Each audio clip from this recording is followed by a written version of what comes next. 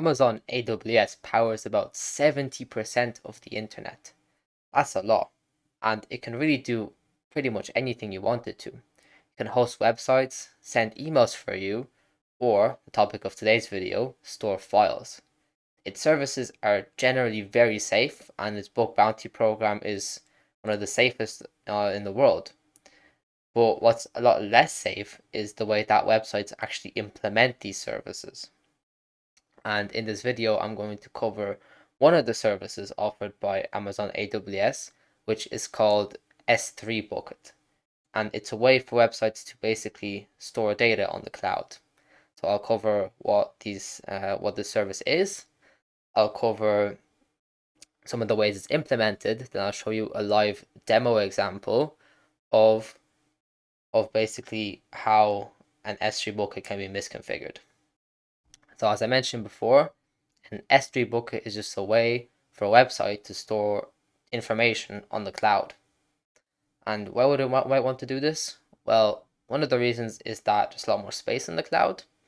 The server space is limited, and obviously we want to conserve memory for important things like the actual website's code, for example. And by just sending like files into the cloud, we can just save on space. The second thing is that it's actually a lot safer to store it on the cloud. If we store something on the server, then we have to think about a lot of file upload vulnerabilities. If we download something, well, there might always be a risk that that file can do something malicious, especially if we do things with it. So the safer thing to do is to just outsource that work to the cloud servers, which are a lot safer and are generally going to be more actively maintained than a website is going to be. So that's kind of the reasons why an S3 bucket is used. And this is kind of how data is actually stored. It's stored similarly to how it's stored on your computer, where things are organized into folders and then things have a name like that. So we'd have a file like assets, so this sits in the assets folder, and then it's user.pdf. And then we can also have like hidden files and like this .n file, which sits in the root directory of the S3 bucket. Now, what an S3 bucket actually is just kind of a website that you kind of own. So all S3 buckets are exposed to the internet, and the first part of this URL is going to be the bucket name. So for example, let's say we want to like test bucket, so you can call this test bucket, and then the second part will be the region that the bucket is hosted in. So if I was going back to test bucket, it'd be testbucket.us east 1, for example. That will be exposed to the internet, and it's generally not public though, so you would need some kind of security key in order to actually access and tamper with it. But you can actually find all S3 buckets online, and you can just check if a directory if a subdomain of this website exists, and that will mean that the S3 bucket is there. So let's say we're a website and we want to utilize this S3 bucket that we've created, and we want to allow a user to upload a profile picture to the bucket. Great. So there's two ways we can really do that. And the first way is the safer way, and then the other way is the slightly less safer way. Let's start with the safe way first. So what the user is going to do is the user is going to upload the profile picture to the website, and the website is going to put it in temporary storage. Then the website will upload the profile picture to the bucket and then delete it from its own storage. That's very safe. There's very little that the user can tamper with here, and like an attacker can't really access the bucket themselves. So the bucket is completely hidden behind the website, and the user doesn't see it at all actually. What this method is not good at though is performance, because if you see here, we have to actually upload the file twice. We have to upload the file once to the server and then again to the bucket. That's not good for performance on the website because, for example, let's say this file is like 2 gigabytes.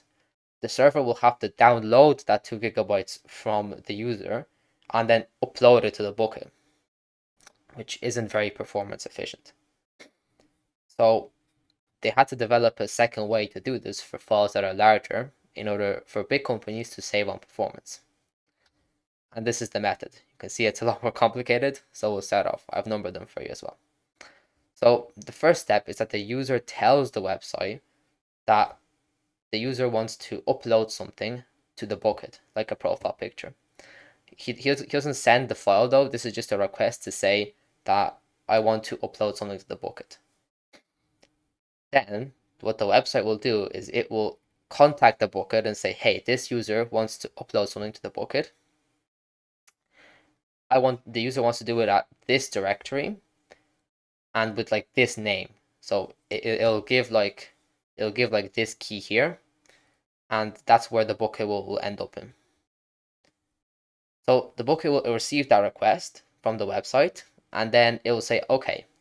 So it will give it a token that will allow the user to actually upload this file to the bucket. And this is contained in the query parameters, right? So this token will be sent to the website, and the bucket will say, okay, give this token to the user, and then the user will be able to contact the bucket directly and then upload the file there. So the website will get the token, and then the website will send the token back to the user and say, hey, use this token, and then go to the bucket at this URL, and then upload your file there. So the user does that. They send a HTTP request to the bucket at its name and region, and then the user uploads the file to the bucket, and then the file is there, assuming that the token is correct, right? And then the file is going to the right directory, and the file is actually the right content type and stuff like that. So that's the second way to upload a file to the bucket.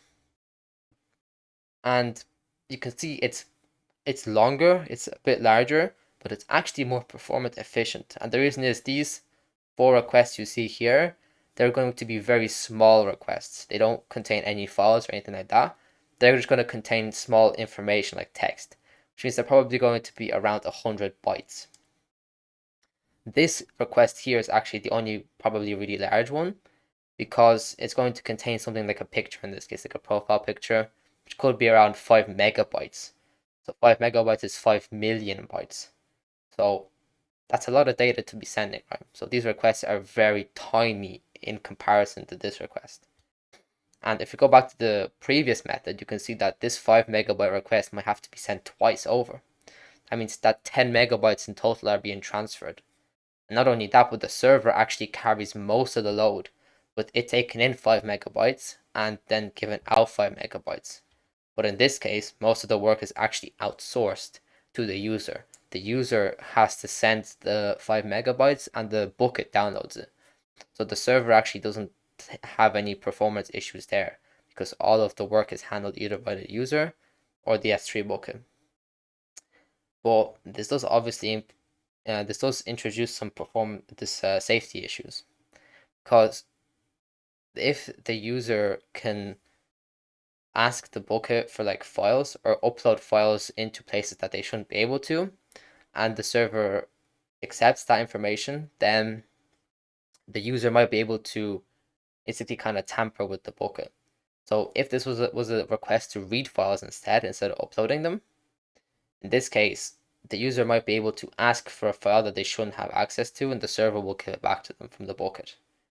And if the signature and stuff like that is misconfigured, then it can introduce security vulnerabilities. So now I'll just hop into the demo example of that and show you how a bucket can be misconfigured to allow files to be leaked and files to be uploaded in malicious ways. Okay, so here I just have a small demo website to showcase some of the vulnerabilities you can find in an S3 bucket. So the first vulnerabilities have to do with actually reading objects. And these are kind of the more serious vulnerabilities, because it allows you to access unauthorized data, which is a big thing for websites. So let's just click on here and let's just click download terms of service, right? So this just gives us a blank PDF, right? No, nothing crazy there. And yeah, that's it, right? So let's look at the mechanisms behind how this works. So we'll go into Kaido and we'll go to queue the request, right? And then, then we'll go back and we'll click download terms of service, and then we'll go into Kaido again, like so. So we have this request. Now let's just send this request to the replay tab here. So you can see it's just going to ask it for a file name. And when we send it in, it's going to redirect us with one of those pre-signed URLs. So this is a good indication of when a website is using the second method of reading and writing objects, when it's actually giving the user the token back, right? And you can see here that this is the S3 bucket here, the s3.north, and then this is going to be the directory that we're looking after, right? So, and this is the token that the website has just signed for us. See, it's quite long.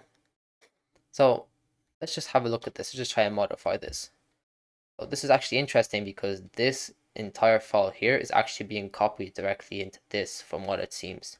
So let's just try and change this to something like test, like this. As you can see, it comes back and it gives us test. So when you can actually modify the path of an S3 bucket like this, it is really going to lead into a vulnerability.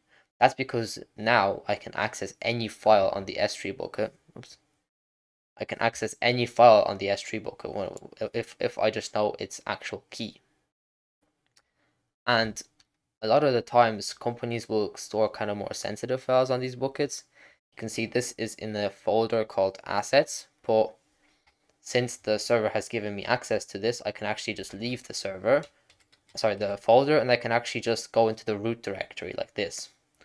So because of that, I can actually look for other files. And a common one that's stored on S3 buckets is this .n file.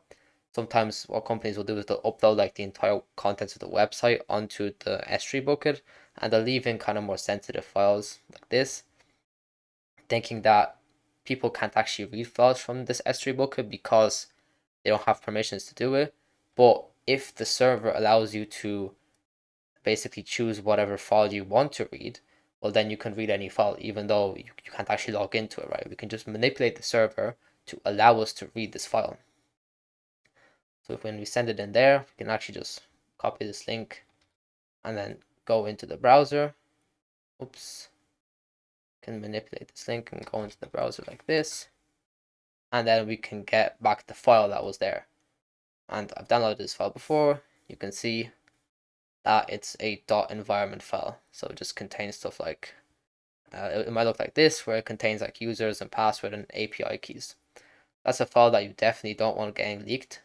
And if the server allows you to choose any file you want, you should try and scan the bucket for files. So what I would do is basically go back to Cairo here. I would basically replace this with a word list for S3 files, and then basically send it to automate here and fuzz for files. That way you can really start mining for sensitive files and then basically increase the impact of your vulnerability. So that's one of the things that you can do when you have an S3 bucket and the server allows you to choose the S3 path for the pre-signed URL, which is a big vulnerability.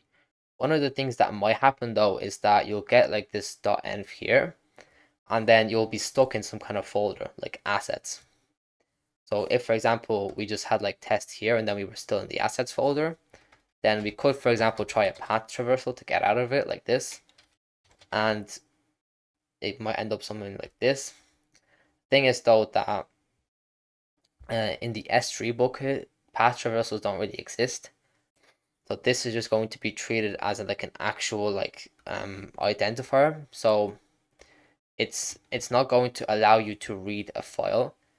Like if we had like this, it's not going to allow me to read test if I have a path traversal in it. This is just going to basically tell me that I'm not authorized to view it.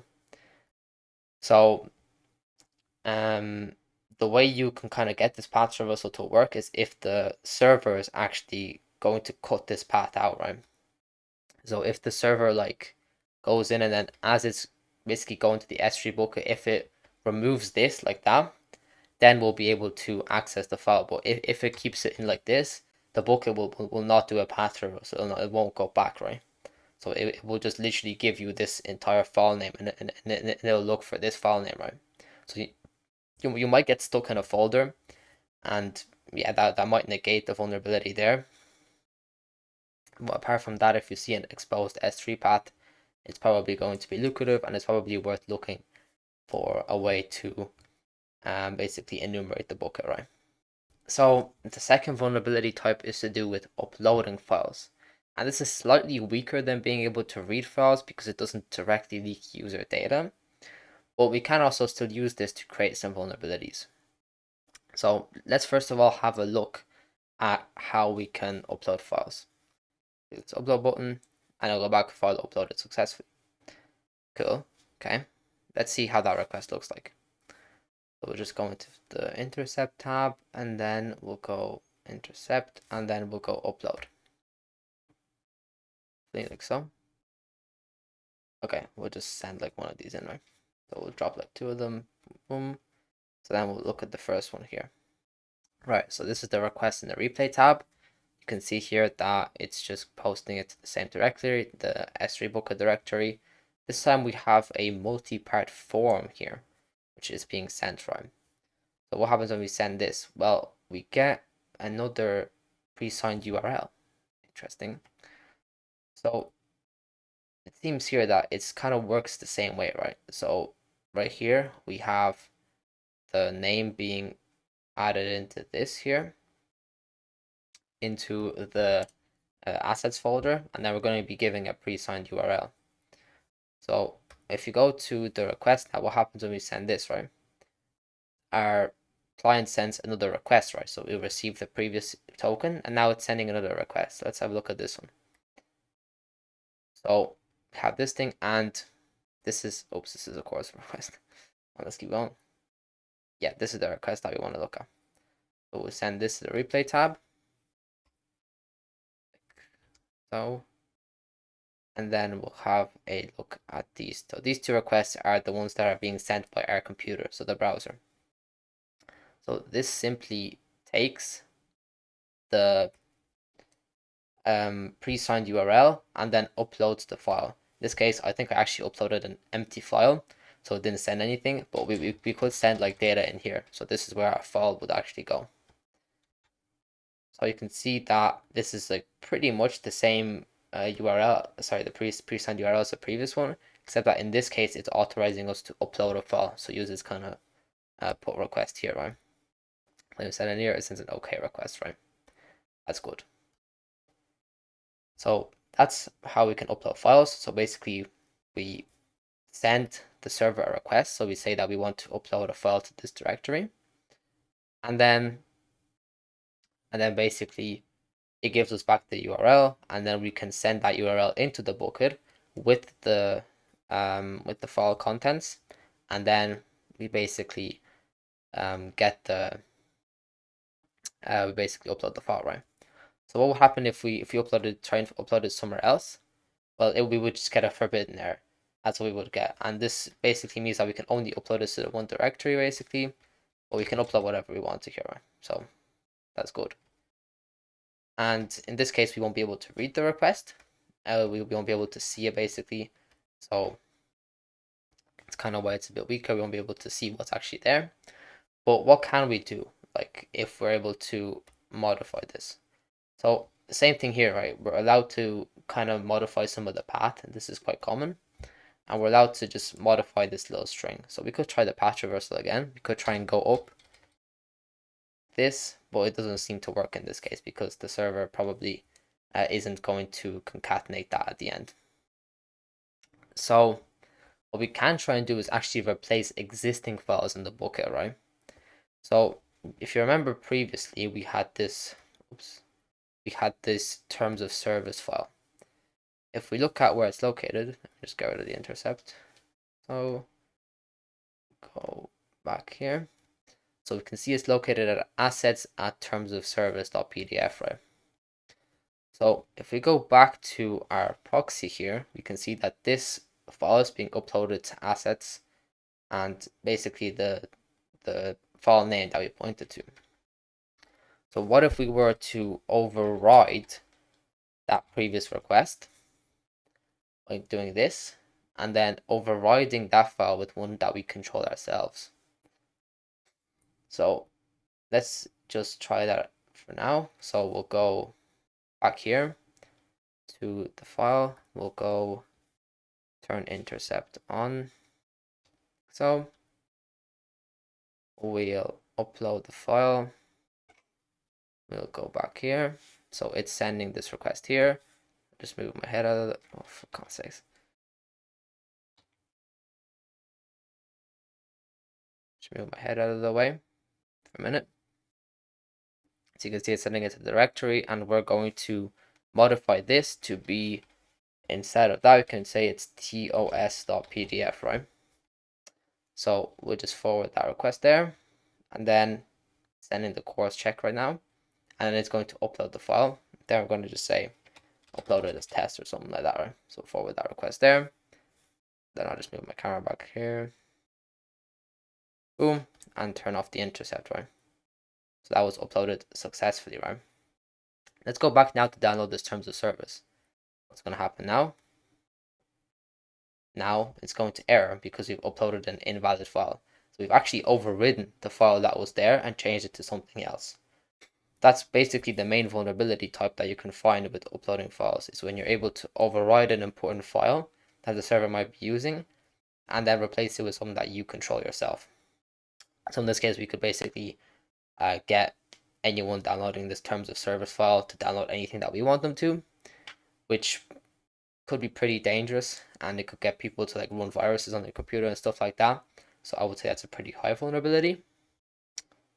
Something else that can happen is if you can control the full path, then you might be able to find a file that the website is using, like a HTML file, and replace it with something that you own yourself. So that could, you could basically like spoof the website or something like that. And yeah, that's the main thing you can do with uploading files. It's a little bit weaker than looking at them, but still worth looking at as well if you can find it. So that was really it for the demo example. Main thing is you can read files, you can upload them. Deleting files and modifying them, don't think you can modify files. You can delete them definitely, but it doesn't happen that much in websites. Most websites will not delete files, will not allow users to delete files from the thing. Once the file is there, it's pretty much going to stay there forever. So those are the two ones that you want to look at mainly. And the really key is trying to find a way to modify that S3 path yourself. Try and find like a hidden parameter maybe, or something like that, that will basically allow you to choose whatever location you want, enumerate the bucket, or start replacing files that the bucket is using to basically show files to the user. Yes, I hope you enjoyed this video on cloud storage and mainly S3 buckets. It's one of my favorite vulnerability types, one of the favorite places to look for vulnerabilities, and it's personally earned me a lot of money, which is very nice. So I hope it also proves lucrative to you if you just remember that you have to look to modify the S3 path. And I also want to say that I have 12 hands-on labs that you can try out that cover server-side vulnerabilities. So cloud storage are server-side vulnerabilities. So if you want to get better at looking for server-side vulnerabilities, then my labs are a great way to do that. In these videos, I cover the theory behind the bug bounty stuff, all the vulnerabilities, but obviously there's a lot of practical elements that you need to do yourself. Watching these videos will not make you into a master hacker. What you need to do is go and practice it yourself. And labs, I think, are a great way to do that because basically allow you to practice on a safe environment where the difficulty is a bit lower than real websites. So please do check it out. It's in the description. And yeah, that's what I wanted to say. Hope you enjoyed the video and happy hunting.